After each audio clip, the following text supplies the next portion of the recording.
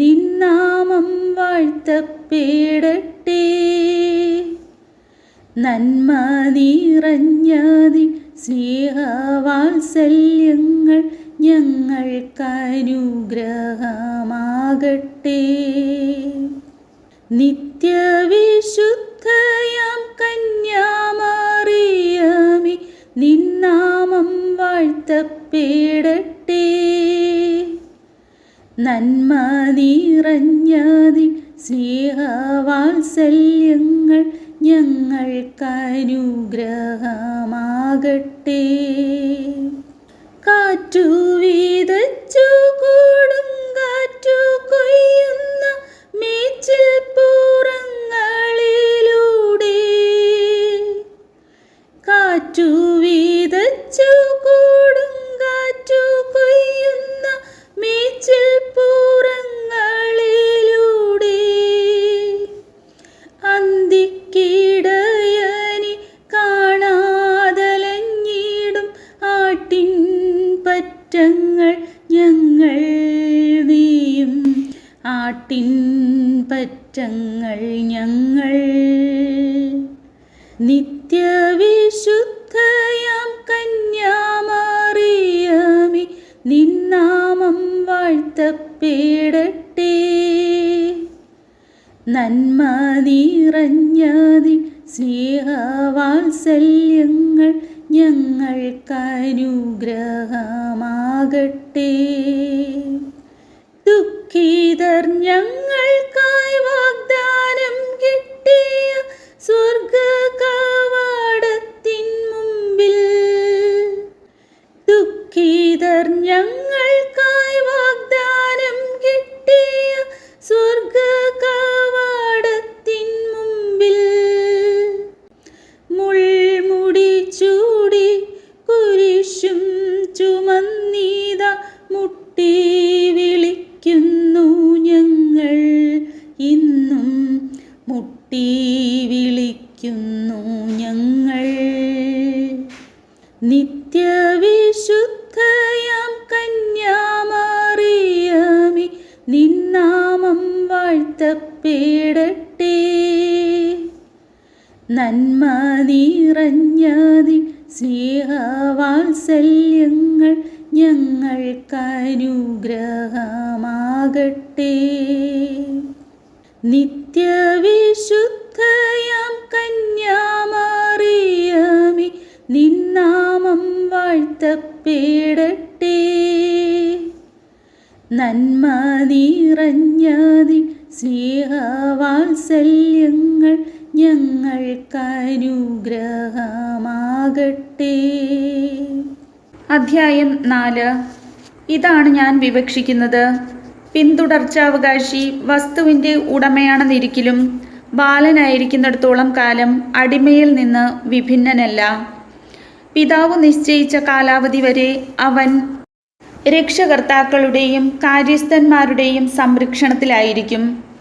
നമ്മുടെ കാര്യവും ഇതുപോലെ തന്നെ. നമ്മൾ ശിശുക്കളായിരുന്നപ്പോൾ പ്രകൃതിയുടെ ശക്തികൾക്ക് അടിമപ്പെട്ടിരുന്നു. എന്നാൽ കാലസമ്പൂർണത വന്നപ്പോൾ ദൈവം തൻ്റെ പുത്രനെ അയച്ചു.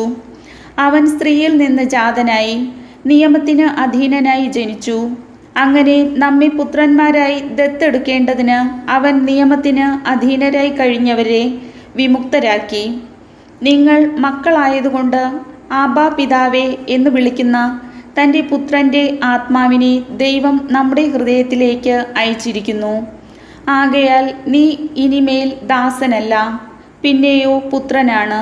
പുത്രനെങ്കിൽ ദൈവഹിതമനുസരിച്ച് അവകാശിയുമാണ്.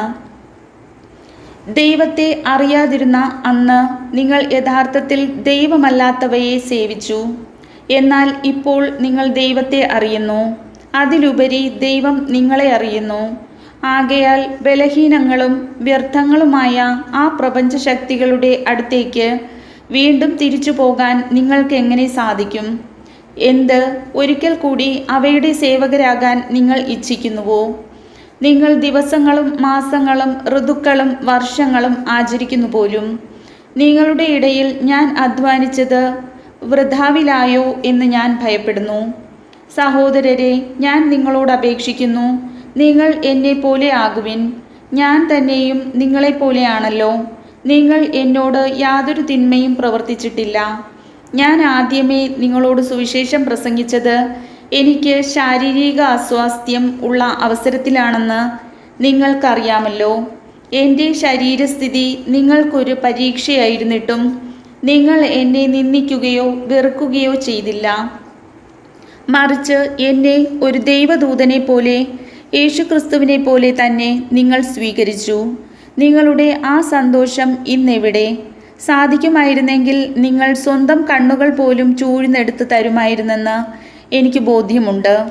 അങ്ങനെയിരിക്കെ നിങ്ങളോട് സത്യം തുറന്നു പറഞ്ഞതുകൊണ്ട് ഞാൻ നിങ്ങളുടെ ശത്രുവായിരുന്നു.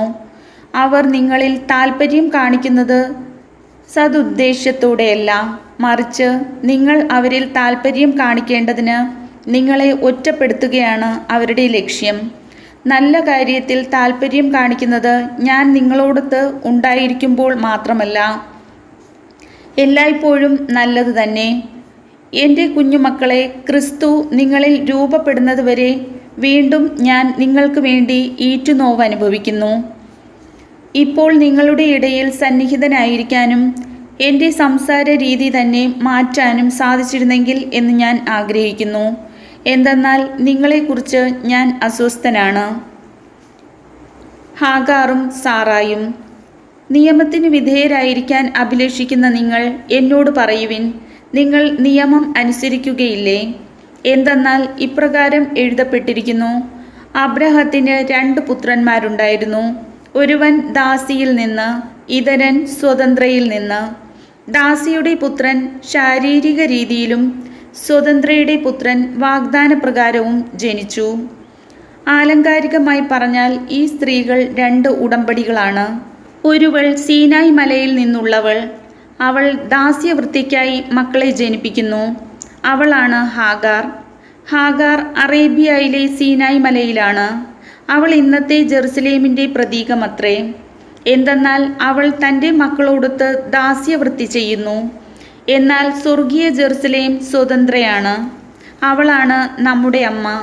എന്തുകൊണ്ടെന്നാൽ ഇപ്രകാരം എഴുതപ്പെട്ടിരിക്കുന്നു, അല്ലയോ പ്രസവിക്കാത്ത വന്ധ്യേ, നീ ആഹ്ലാദിക്കുക, പ്രസവവേദന അനുഭവിക്കാത്ത നീ ആനന്ദിച്ച് ആർപ്പു വിളിക്കുക.